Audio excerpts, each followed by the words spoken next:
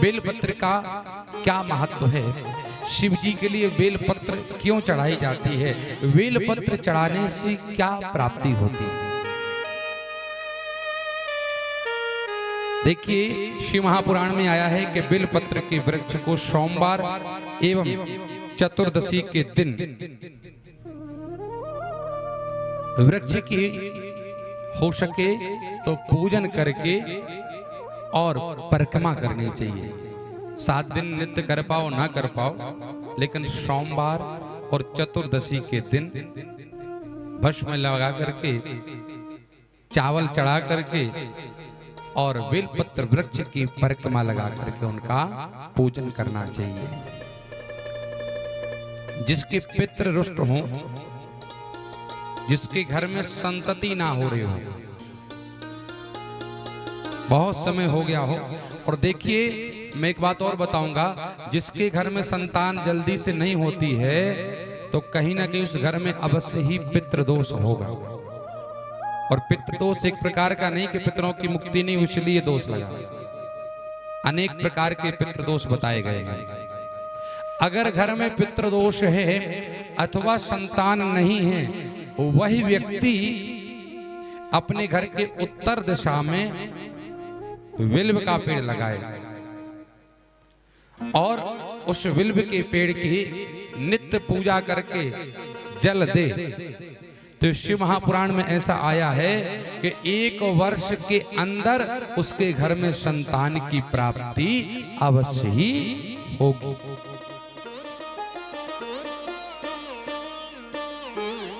ऐसा लगता है कि हमारे घर में अशांति है और पितृदोष किसी ने बता दिया, तो अवश्य आप एक बेलपत्र का वृक्ष अपने घर के उत्तर दिशा में लगा करके और नित्य पूजा अर्चना वंदना करके शिव जी का ध्यान करते हुए परिक्रमा करें।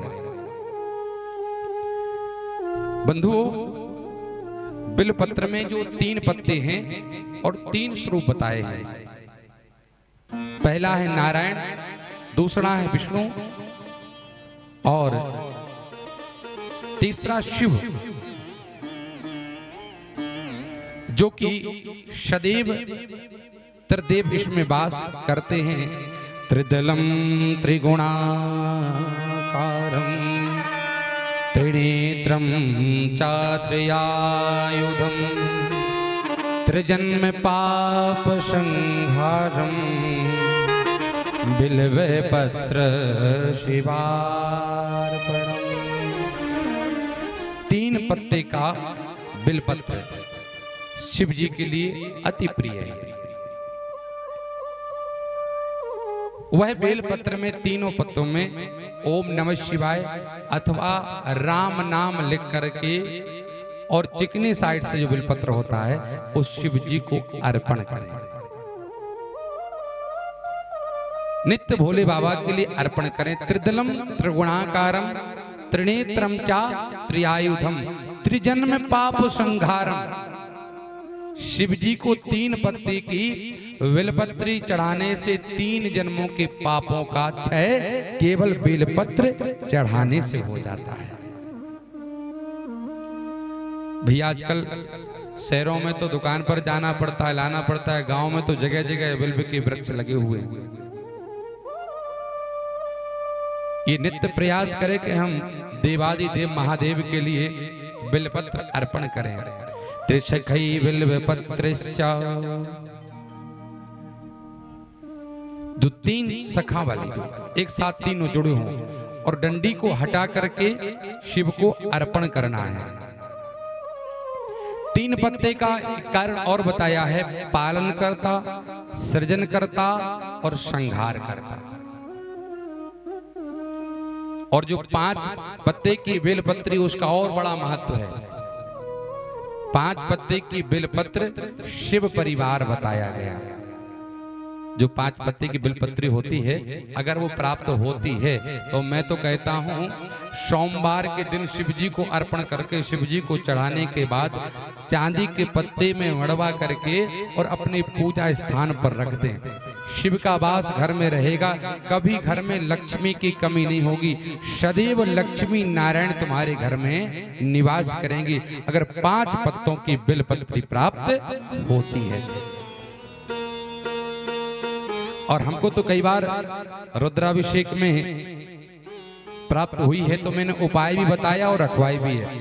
और आप लोगों के लिए अगर 5 पत्ते की बेलपत्र मिले तो अवश्य ही अभिषेक करने के बाद, शिव को अर्पण करने के बाद प्रसाद रूप में आप ब्राह्मण देवता से लेकर के और चांदी में मड़वा करके अपने पूजा स्थल पर रखें।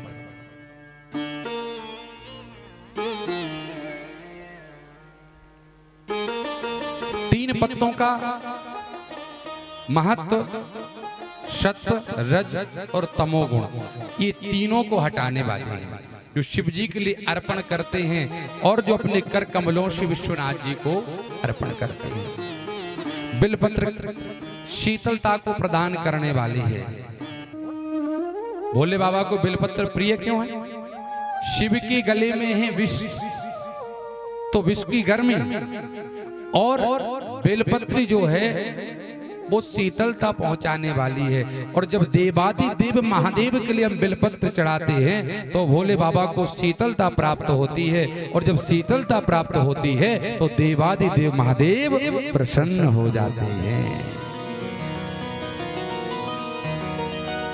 कहते हैं बेलपत्र में जो शीतलता होती है, गर्मी के समय में लोग बेल के फल का जो है ना जूस बना करके पीते हैं। किसी को ज्यादा गर्मी हो जाए, अस्वस्थ हो जाए, पानी की कमी हो जाए और गर्मी के कारण अगर वो बीमार पड़ जाए तो उसके लिए बिल्व का जो फल होता है ना, उस फल का वैशाख के महीने में विशेष महत्व है। उस फल का जूस बनाकर उस व्यक्ति के लिए 3 बार पिला दें, एकदम वो व्यक्ति स्वस्थ हो जाएगा। बहुत शीतलता होती है। हमारे एक शिष्य हैं, हमारे परम भक्त गगन असाटी जी, और उनका नियम है कि बैसाख का महीना शुरू हुआ वो फोन करेंगे, महाराज जी कहाँ हैं? क्यों? बोले बिल्व का फल का जूस बना करके आपको पिलाना है। ये ब्राह्मण संतों के लिए और मंदिर में दान करने का बहुत बड़ा महत्व है। खासकर बैसाख में बिल्व फल का जूस बना करके ब्राह्मणों को पिलाएं अथवा भगवान को भोग लगाएं, मंदिर में जाकर के दान करें तो अधिक फलदायी होता है। तो वो वैशाख जैसी लगे, महाराज जी कहाँ हैं? ये बिल्व का जूस पिलाना चाहते, आपकी सेवा करना चाहते, और वैशाख के पूरे महीने आपने जूस पान कर लिया तो हमको लगता है पूरे 12 महीने आपके हृदय में, शरीर में शीतलता रहेगी, आप जल्दी से बीमार नहीं पड़ोगे। ये वैज्ञानिक तरीका भी कहता है। एंटी बैक्टीरियल और एंटी फंगल गुण भी होता है इसमें, जो शक्ति की क्षमता को बढ़ाने वाला होता है। बेल फल 12 महीने प्राप्त नहीं हो पाता है तो शिव जी के लिए बेलपत्र चढ़ाएं, और बेलपत्र चढ़ाने के बाद धुल करके उस बेलपत्र को स्वयं पा भी सकते हैं। उस बेलपत्र पाने से शरीर के अंदर जो गैस, एसिडिटी जिसको बनती हो, नाना प्रकार की टैबलेट खाते हो, और जो नित्य बेलपत्र का सेवन करेंगे, ये अंदर के पेट की समस्याएं भी समाप्त हो जाती हैं। बाबा विश्वनाथ तो प्रसन्न होते ही हैं, साथ साथ में बेलपत्र का पान हम करें प्रसादी रूप में तो हम भी स्वस्थ होंगे। आयुर्वेदिक में बेलपत्र का उपयोग पाचन क्रिया में विशेष रूप से किया गया। जितनी भी आयुर्वेद दवाइयां आती हैं उसमें बेलपत्र का चूर्ण विशेष होता है।